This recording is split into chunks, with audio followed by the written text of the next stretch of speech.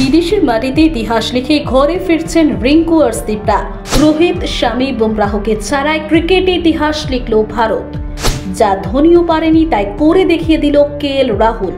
বিরাট কোহলির পর দ্বিতীয় ভারতীয় ক্যাপ্টেন হিসেবে এই কাজ করলেন কেএল রাহুল।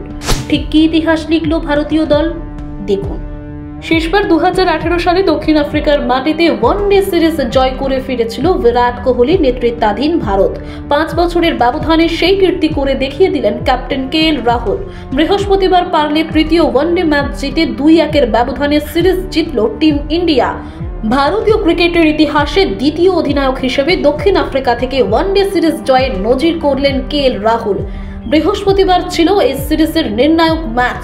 এই ম্যাচে টস জিতে ভারতকে ব্যাট করতে পাঠিয়েছিলেন দক্ষিণ আফ্রিকার অধিনায়ক এইডেন মার্করাম।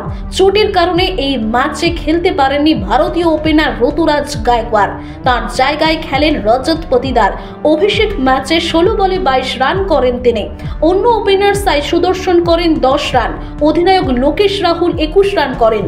101 রানে 3 উইকেট হারায় ভারত। সেখান থেকে সঞ্জু স্যামসনের সঙ্গে জুটি গড়েন তিলক বর্মা। তারা দুজনে 116 রানের জুটি গড়েন।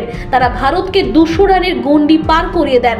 এই ম্যাচে 114 বলে 108 রান করলেন সঞ্জু।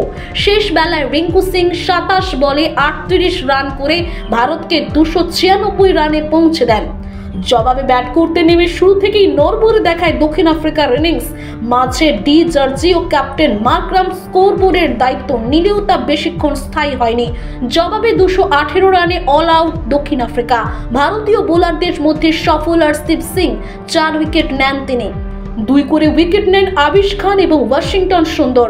1টি করে উইকেট নেন মুকেশ কুমার এবং অক্ষর প্যাটেল। 2018 সালের পর আবার দক্ষিণ আফ্রিকার মাটিতে একদিনের সিরিজ জিতল ভারত। সেবার বিরাট কোহলির নেতৃত্বে জিতেছিল ভারত। এবার সেই আসনে বসলেন লোকেশ রাহুল। একই কম কৃতিত্ব? ব্যুরো রিপোর্ট, মহানগর 24x7।